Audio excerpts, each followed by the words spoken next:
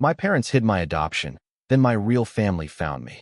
Before we begin the story, make sure to subscribe to our channel and never miss more incredible stories every day. It started on a Tuesday night. Nothing remarkable about it except for the fact that my entire world shifted on its axis. I was in the kitchen, half listening to my mom and Aunt Linda talking in the living room while I scrolled through my phone. I wasn't even paying attention until I heard my name. But she doesn't know, and she can't know. We promised her real mother we'd keep it a secret. My fingers froze over the screen. Real mother? My heartbeat thundered in my ears as I strained to hear the rest. She's our daughter, my mom insisted, her voice tight. We've raised her since she was a baby. That's what matters. Aunt Linda lowered her voice, but I caught enough, something about the adoption papers and why they couldn't tell me. The phone in my hand suddenly felt like it weighed 100 pounds. My chest tightened. Every sound in the room seemed amplified. The hum of the fridge, the faint ticking of the clock. I stepped back, careful not to make a noise, but my elbow knocked into a glass on the counter. It shattered, and the conversation in the living room stopped dead. Aunt Linda peered around the doorway, eyes wide. "Oh, you scared me," she said too quickly. I mumbled something about clumsiness, cleaned up the shards, and avoided my mom's gaze. My hands were shaking, and I couldn't stop them. That night, I didn't sleep. My mind spun in chaotic circles. Adoption? My real mother? How could they have kept something so huge from me for 23 years? The next morning, I decided to confront Mom. I barely got the words out before she shut me down. "You misunderstood," she said, her voice calm but her eyes hard. "Drop it. It's not important." That was the moment I realized this wasn't a misunderstanding. It was a cover-up. I didn't know what to do, but fate decided for me. That evening, I got a message request on Facebook from a woman I didn't know. Her profile picture showed a smiling face with the same eyes as mine. The message read, "I think I'm your sister. We've been looking for you for years." I stared at the screen, rereading the words over and over. "I think I'm your sister. We've been looking for you for years." My first instinct was that it had to be some scam. But then I clicked her profile. Photo after photo of a woman in her late 20s, birthdays, vacations, family gatherings, all with people who shared pieces of my face. The same almond-shaped eyes, the same crooked smile I'd always been told came from some distant relative. My hands were trembling so badly I had to set my phone down. I paced my room for nearly an hour before finally replying. "Who are you? And what do you mean, looking for me?" Her answer came almost instantly. "My name's Claire. I'm your older sister. Our mom has been trying to find you since you were taken from her. Please, just hear me out." Taken.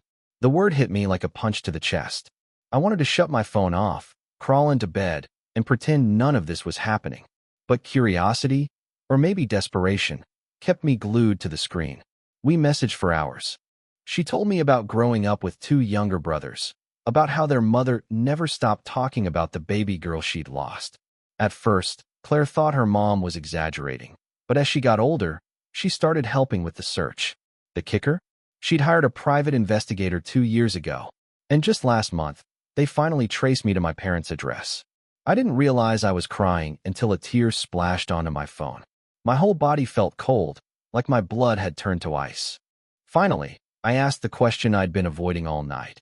Why would my parents hide this from me? Her reply came back. "I think you already know the answer to that. Can we meet in person?"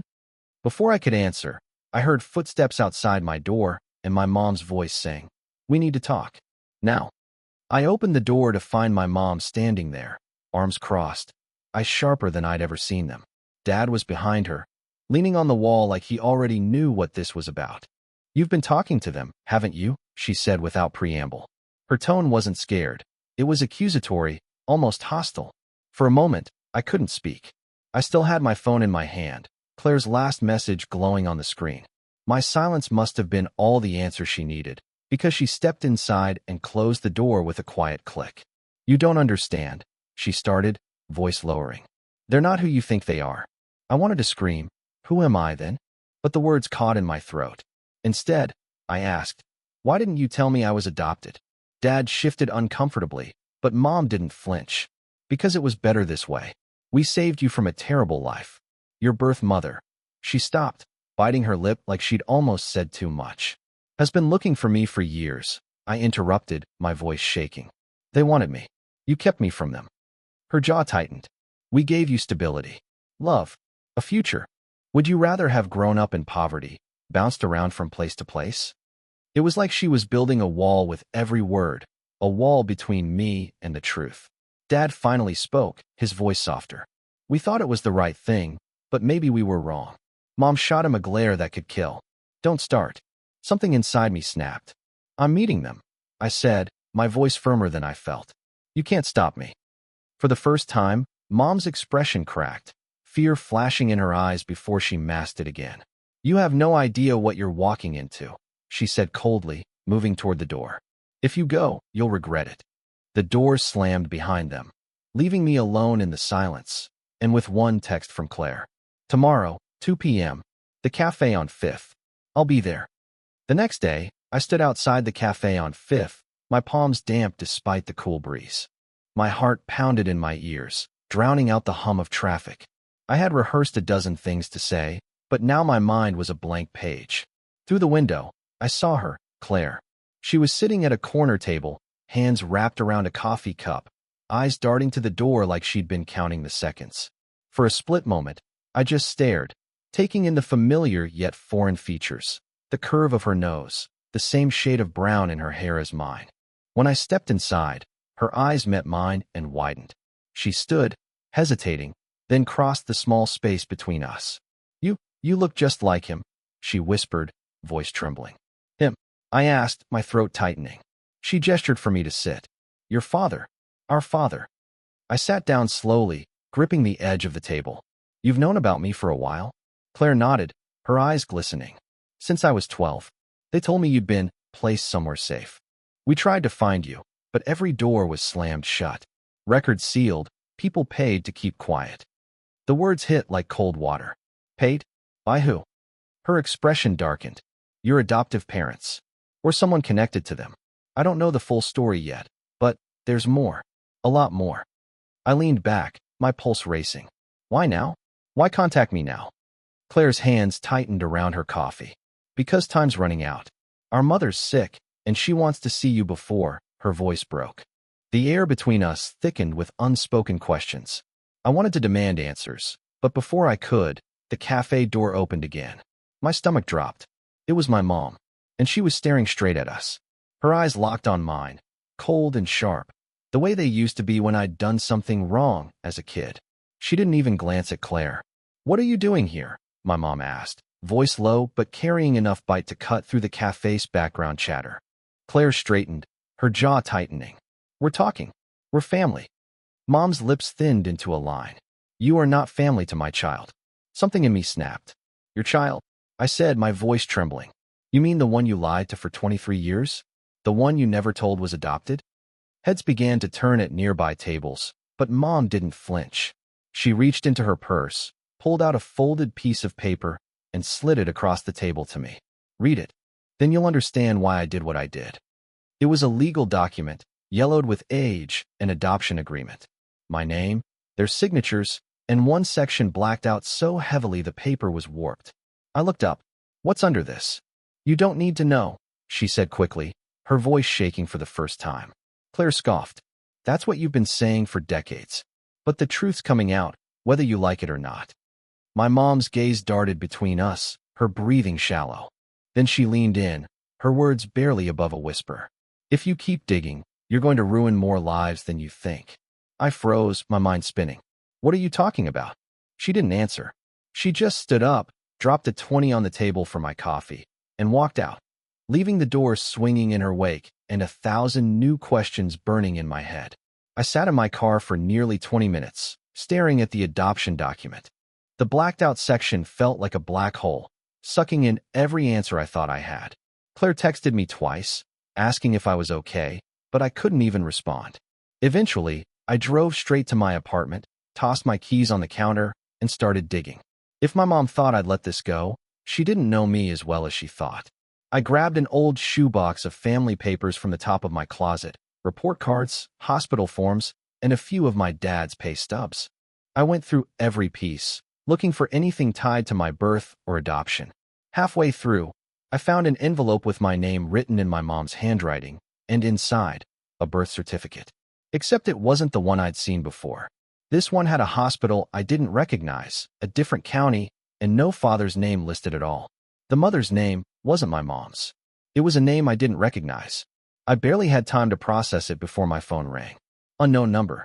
I hesitated, then answered. Is this Alex? A woman's voice asked, shaky but urgent. Yes. Who is this? There was a pause, the kind where you know the next words are going to change your life. I'm your aunt. Your real aunt. And your mother, your biological mother, has been trying to find you for years. My throat went dry. Why now? Why call me now? Her voice cracked. Because she's dying, and she wants to see you before it's too late. I gripped the phone so hard my knuckles ached. You can't just drop something like that on me, I said, my voice trembling. I know, my aunt replied softly. But you deserve to know the truth.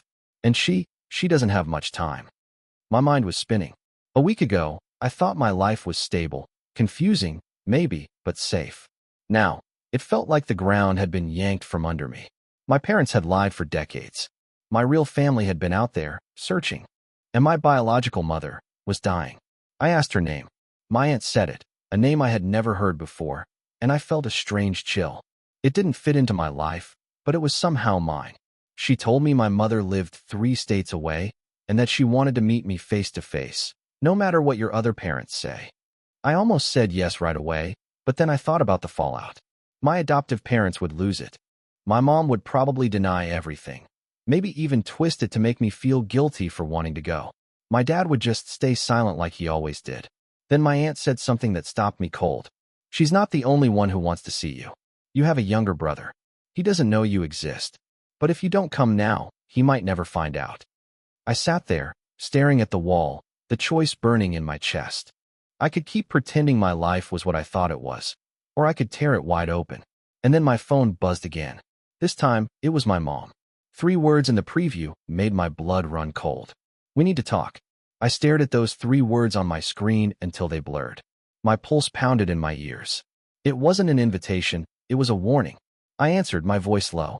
Hi. Her tone was sharp, controlled. Where are you? At home, I said, though it came out more like a question. We need to talk. Now. Your father's on his way to get you. It felt like the walls were closing in. My dad never came to get me for anything, not even emergencies. If he was involved, this was serious. Within 20 minutes, he was at my door, saying nothing, just motioning for me to get in the car. The drive to my parents' house was suffocating. The silence was heavy, punctuated only by his occasional sighs. When we got inside, my mom was already pacing in the living room. On the coffee table was a stack of papers, neatly clipped together. She stopped when she saw me, her eyes burning. Who called you? She demanded. I didn't answer. Was it her? She pressed. Your aunt? She said the word like it was poison. My chest tightened. Why does it matter? Because, she snapped, that woman is dangerous. She's a manipulator. And if you listen to her, you're going to destroy this family. I wanted to laugh. The irony was almost unbearable. But then my dad finally spoke, his voice quieter, almost pleading. You need to understand, there are things you don't know. Things we kept from you for your own good. I took a step closer. Like the fact that I'm adopted? The room went still. My mother's face hardened. My father's eyes closed. And then my mom whispered, almost to herself, so, she told you.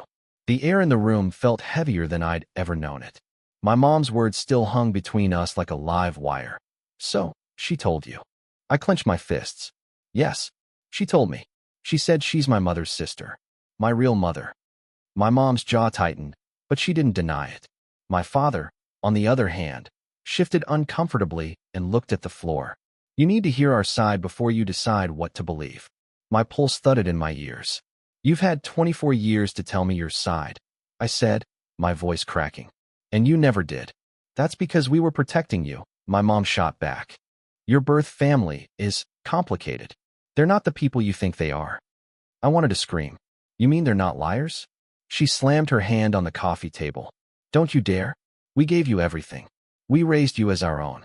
You never wanted for anything. The words stung. They were true, in the material sense. But the betrayal overshadowed every birthday, every hug, every moment I thought was unconditional. My dad finally lifted his gaze. Your birth mother, she was in no position to raise you. drugs, unstable relationships. You were headed for disaster. We stepped in because we loved you. I searched his eyes for something. Regret. Maybe, but found only a weary sadness. Before I could respond, my phone buzzed in my pocket. I pulled it out without thinking. It was a text from an unknown number. They're not telling you the truth. Call me. I have proof. My heart nearly stopped when I saw the name at the bottom. It wasn't my aunt. It was someone else from my birth family. My fingers hovered over the screen, my mind racing. The number was unfamiliar, but the name below it sent chills down my spine. Lena. I didn't know who she was, but something about seeing my own surname, my birth surname, in her contact name made my stomach twist. I glanced up at my adoptive parents, both of them watching me like they could read my thoughts. Who is it? My dad asked, his voice low and cautious. Someone from my birth family, I said slowly. I didn't miss the way my mom's face paled. Don't answer that, she snapped. They'll just fill your head with lies. My heart hammered. Lies. The irony almost made me laugh. I turned my back to them and pressed call. It rang once before a shaky female voice answered. Is this Alex? Yes. I'm your cousin, she said quickly, almost like she was afraid someone would cut her off. I don't have much time, but you need to know, what your parents told you about your mom isn't true. She wasn't a drug addict. She didn't give you up willingly. I froze, gripping the phone so tightly my knuckles ached. Then why? She was told you died. The room tilted. My breath came shallow.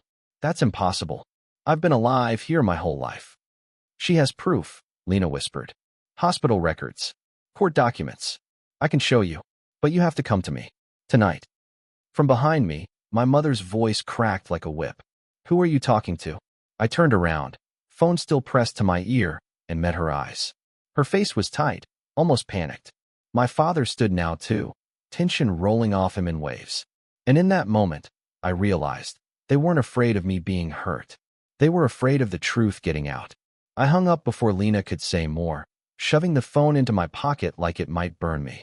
My mom's eyes narrowed. Who was that? She asked again, her voice brittle but edged with steel. A friend. I lied, though my voice shook. You don't have friends we don't know? My dad said flatly. The words landed like a threat, not an observation. I walked toward my room, but my mom's hand shot out, gripping my arm. If you go digging in the past, you'll regret it. Some things are better left buried. Her nails dug into my skin, but I forced my face to stay neutral. Like my real mother? I asked quietly.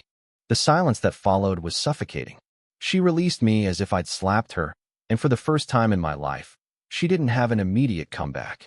I locked my bedroom door and pulled out my phone, my hands trembling. I texted Lena, "Where do I meet you?" She replied instantly with an address 2 towns over, along with, "Come alone. Don't tell anyone. They'll try to stop you." That night, I waited until the house was silent, then slipped out the back door. Every creak of the floorboards, every whisper of wind felt like it might betray me. My car was parked a block away, just in case my parents looked outside. As I started the engine, my phone buzzed with a text from my mom. "Where are you?" My chest tightened. I didn't answer.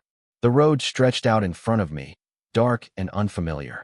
I kept replaying Lena's words in my mind. She thought you died. If that was true, then my whole life wasn't just built on lies. It was stolen. The address Lena gave me led to a rundown cafe on the edge of a sleepy industrial district. Its flickering neon sign read "Open" in half-dead letters, and the parking lot was empty except for a dented silver sedan.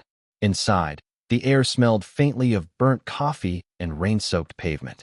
Lena sat in the back booth, hood up, hands wrapped tightly around a mug like it was her only anchor. I slid into the seat across from her. "You said you knew my real mother." Lena's eyes searched my face for a moment before she nodded.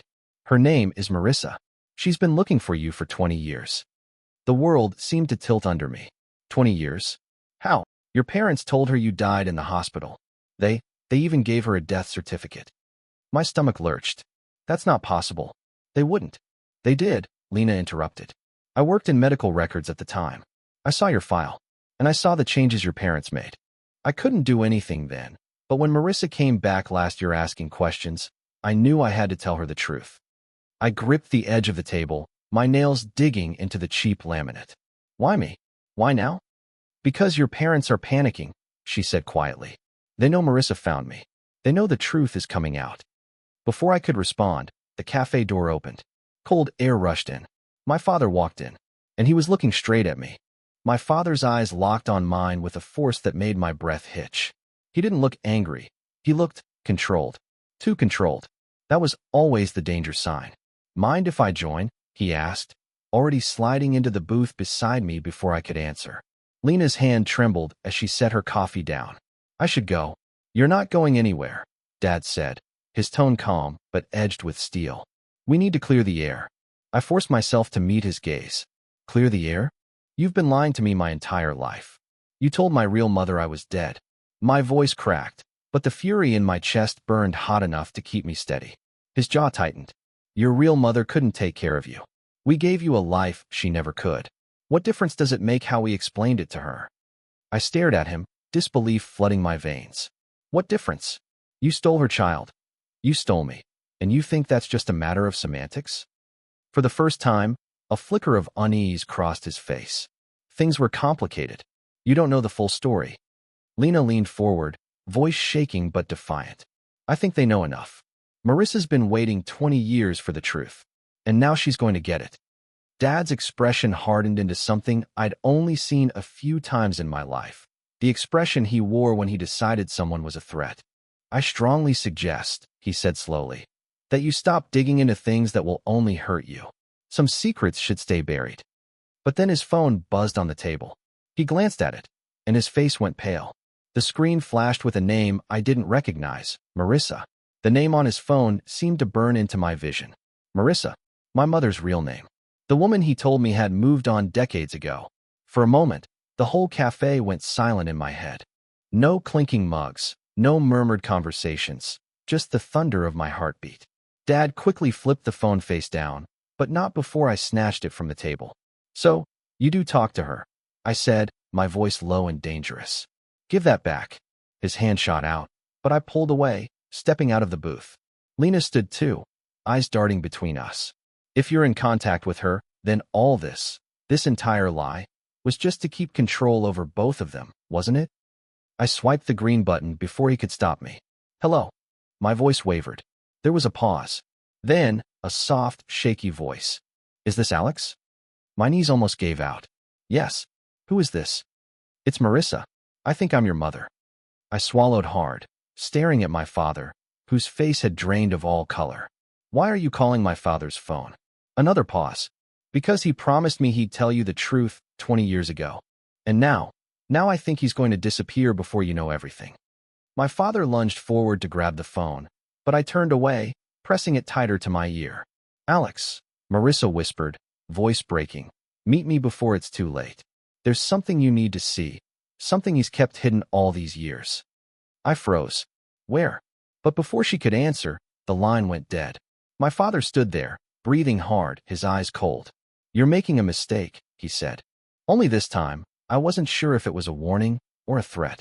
I didn't sleep that night. Every creak of the house felt like a countdown.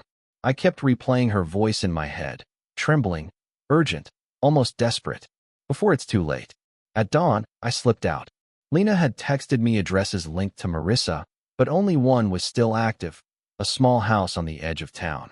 My hands gripped the steering wheel so hard they ached. Halfway there, my phone buzzed. Unknown number. I answered. Alex, it's me. Don't come to the house, Marissa whispered. He knows you'll try. He might already be there. I glanced at the rearview mirror. A black SUV had been behind me since I left the neighborhood. My stomach knotted. Then where? Old train station, she interrupted. Platform 3. Noon. And Alex, bring the envelope. The what? You'll find it, she said quickly. Hidden in the back of your closet. The box with the blue ribbon. Don't open it until you see me. The line clicked off. I turned the car around, heart hammering. When I reached my house, the SUV slowed, then parked half a block down. Inside, I went straight to the closet. Behind winter coats and an old suitcase, there it was, a dust-covered box tied with a faded blue ribbon. I pulled it out, my fingers itching to open it, but something stopped me. Her warning rang in my head. From the hallway, the floorboards groaned. I turned and froze. My father stood there, eyes locked on the box in my hands.